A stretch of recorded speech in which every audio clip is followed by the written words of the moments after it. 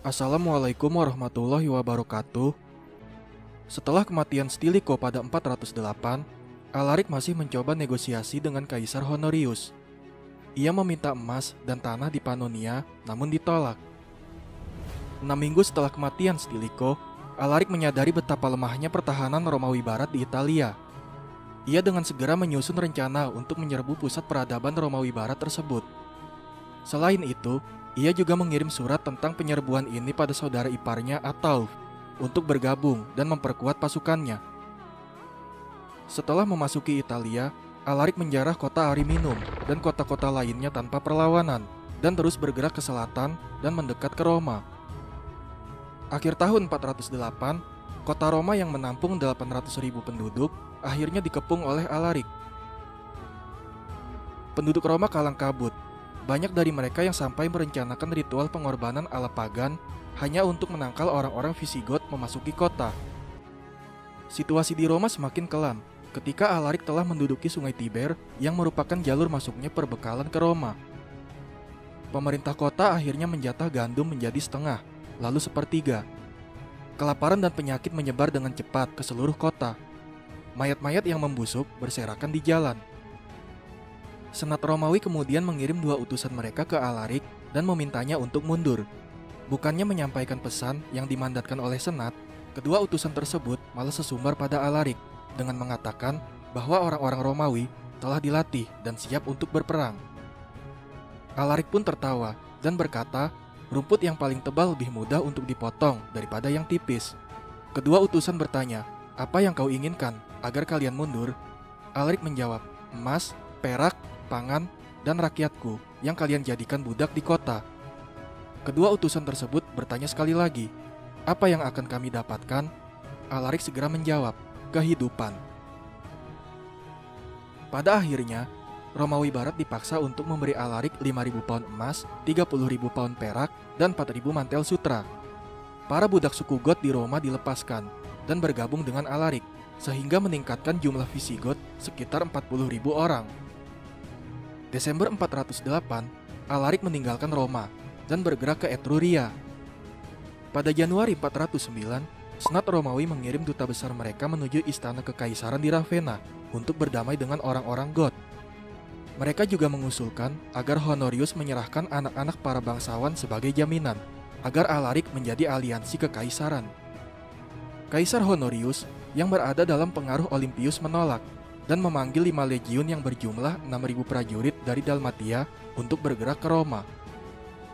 Namun apa daya, ketika legiun Romawi melewati Etruria, mereka disambut oleh Alaric dengan kekuatan penuh dan hampir seluruh prajurit legiun terbunuh dan ditangkap.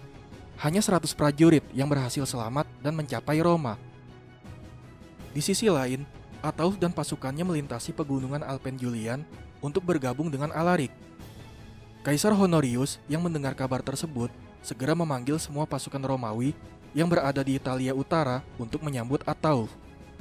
Tidak hanya itu, ia juga mengumpulkan 300 orang Hun di bawah komando Olympius beserta sekutu-sekutunya. Pertempuran Olympius dengan Ataulf terjadi di dekat Pisa. 1.100 orang-orang Ataulf tewas, dan Olympius sendiri hanya kehilangan 17 prajuritnya. Meskipun Olympius dianggap memenangkan pertempuran, ia segera mundur ke Ravenna. Ataulf dan pasukannya yang selamat kemudian mendekat dan bergabung dengan Alaric. Kegagalan Olympius mencegah bergabungnya orang-orang Visigoth menyebabkan kekuasaannya lengser dan melarikan diri ke Dalmatia. Seorang praetorian prefektur Italia yang merupakan pendukung Stilicho sekaligus teman Alaric bernama Jovius merekayasa pemberontakan di Ravenna untuk menjatuhkan Magister Militum Turpilio dan Magister Equitum Vigilantius. Hasilnya, kedua magister tersebut tewas terbunuh. Peristiwa tersebut membuka lembaran negosiasi baru bagi Alaric dan Honorius. Untuk melakukan negosiasi baru dengan Honorius, Alaric pergi ke Ariminum untuk menemui Jovius. Ia meminta upeti tahunan berupa emas, gandum, dan juga tanah di Dalmatia, Noricum, dan Venetia.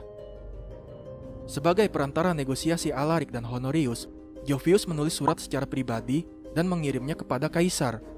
Dalam suratnya, ia menyarankan untuk mengangkat Alaric menjadi Magister Utrisque Militae untuk mengurangi tuntutannya. Kaisar Honorius pun segera membalas surat tersebut dengan kalimat penghinaan terhadap Alarik bahwa ia sudah bertekad untuk berperang. Alarik yang marah segera mengakhiri negosiasi saat itu juga. Setelah negosiasi berakhir, Jovius kembali ke Ravenna dan memperkuat hubungan personalnya dengan Kaisar, serta bersumpah untuk tidak berdamai dengan Alarik. Suatu ketika, Alarik mendengar kabar bahwa Kaisar Honorius berusaha merekrut 10.000 prajurit bayaran Hun untuk melawannya. Ia panik dan segera mengumpulkan beberapa uskup Romawi sebagai utusannya untuk melakukan negosiasi ulang dengan Kaisar. Kini ia tidak lagi meminta emas dan hanya meminta tanah di Noricum dan gandum seperlunya. Namun, karena tekad Kaisar untuk berperang sudah bulat, ia pun menolak. Alarik kemudian menyiapkan pasukannya bergerak ke Roma untuk kedua kalinya, dan kabar 10.000 prajurit bayaran Hun tidak pernah terwujud. Pada akhir tahun 409, Roma dikepung kembali. Para senat Romawi menemui Alarik dan melakukan negosiasi. Hasilnya adalah diproklamirkannya Senat Priscus Attalus menjadi kaisar tandingan Honorius di Roma oleh orang-orang Visigoth. Kemudian Alarik menjabat sebagai Magister Utriusque Militiae dan Attalus menjadi Comes Domesticorum Equitum dalam pemerintahan Priscus Attalus. Langkah awal Attalus sebagai kaisar tandingan adalah dengan mengirim pasukan Romawi yang ada di Roma untuk menyerang Heraklian, ketua pemasok pangan di Afrika. Pada kampanye pertamanya ini, Attalus wajib mengalahkan Heraklian untuk mengatasi kelaparan yang menyerang Roma. Namun kampanyenya ke Afrika ini tidak melibatkan Alarik, karena Attalus masih belum percaya sepenuhnya pada orang-orang Visigoth. Dan yang perlu diketahui, Heraklian adalah orang yang setia pada Honorius, sehingga ia segera menghentikan pasokan pangannya ke Roma setelah mendengar kabar Roma direbut. Menurut beberapa catatan, Heraklian jugalah yang mengeksekusi Stilicho. Honorius mengangkatnya sebagai Comes Africae, gubernur provinsi Afrika pada akhir tahun 408. Di sisi lain, Attalus dan Alarik bergerak menuju Ravenna dan memaksa beberapa kota di Italia Utara tunduk. Kaisar Honorius yang merasa terancam dalam situasi ini mengirim Jovius dan orang kepercayaannya menemui Attalus. Ia memohon agar mereka bisa berbagi kekuasaan di Romawi Barat ketimbang berperang. Bagaimana tidak? Di Gaul, Konstantin III memproklamirkan diri sebagai kaisar.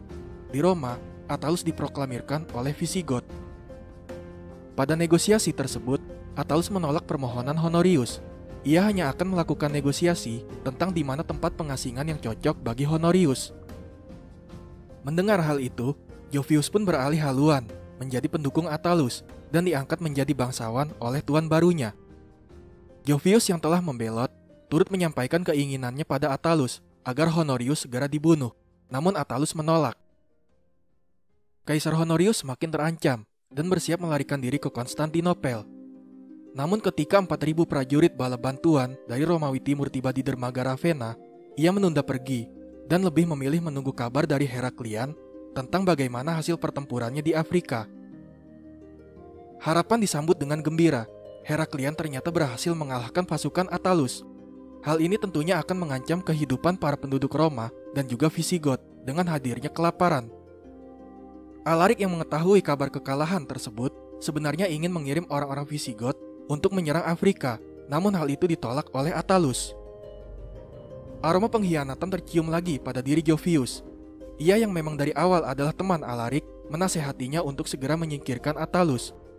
Hasilnya, Alarik memanggil Attalus ke Ariminum dan menanggalkan status Kaisar Attalus pada musim panas 410. Alarik kemudian membuka negosiasi baru dengan Kaisar Honorius, dan kali ini Honorius menerima tawaran negosiasinya dan mengatur pertemuan mereka sekitar 12 km di luar Ravenna. Masih ingat dengan Sarus? Ketika Alarik menunggu Honorius di lokasi pertemuan, Sarus hadir. Namun ia menyerang Alarik dan orang-orangnya dengan pasukan Romawi berskala kecil. Alarik yang selamat dari serangan tersebut marah atas pengkhianatan Sarus karena membuat negosiasinya dengan Honorius tidak berjalan dengan lancar. Ia pun segera kembali ke Roma dan mengepungnya lagi.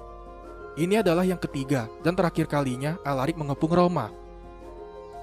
Kali ini tidak hanya mengepung, Alarik dan orang-orang Visigoth memasuki kota melalui gerbang Porta Solaria dan menjara seisi kota selama 3 hari. Mereka memasuki bangunan-bangunan besar, termasuk makam para kaisar Romawi. Mereka menjarah apapun yang bernilai. Dari istana Lateran, mereka mengambil cawan perak keemasan atau disebut ciborium seberat 2025 pon. Tidak hanya menjarah, mereka juga membakar Taman Salus yang sebelumnya adalah properti milik Julius Caesar bernama Taman Caesar. Basilika Emilia dan Basilika Julia pun tak luput dari pembakaran mereka. Roma yang sebelumnya adalah kota pengatur dunia, sekarang menjadi kota yang suram. Banyak penduduk Roma yang ditawan, salah satunya Galla Placidia, saudara perempuan Kaisar Honorius. Penduduk lainnya dijual sebagai budak dan sisanya diperkosa dan dibunuh. Seorang biarawan Romawi dari Britania yang selamat sempat menulis kisah penjarahan ini. Malapetaka ini baru saja berakhir, dan Anda adalah saksi bagaimana Roma yang memerintah dunia takjub dengan raungan sangkakala God. Bangsa biadab itu mengepung dan menembus pertahanan kota. Saat itu tidak peduli apakah Anda bangsawan atau bukan, pejabat atau petani, kami diratakan tanpa pandang bulu. Setiap rumah pada saat itu seperti di neraka, penuh dengan kesedihan dan kengerian. Setelah 3 hari melakukan penjarahan di Roma, Alaric segera meninggalkan kota dan bergerak ke Italia Selatan. Dia membawa serta hasil jarahannya dan seorang sandera berharga, Galla Placidia. Di selatan, Alaric menghancurkan Campania, Lucania, dan Calabria, serta menjarah Nola dan Capua. Ia juga berniat menyerang Sisilia dan Afrika, namun ia gagal menyeberangi Selat Messina akibat badai yang memporak-porandakan kapalnya. Akhir tahun 410, Alaric meregang nyawa di Consentia karena sakit. Menurut legenda, ia dimakamkan bersama hartanya oleh para budak di dasar sungai Busento. Lalu para budak yang memakamkan Alaric kemudian dibunuh untuk menyembunyikan lokasi makamnya. Pada tahun 411, orang-orang Visigot memilih Atauf sebagai raja baru mereka dan bergerak ke utara menuju Gaul. Tahun 414, Atauf menikahi Galla Placidia dan meninggal setahun kemudian.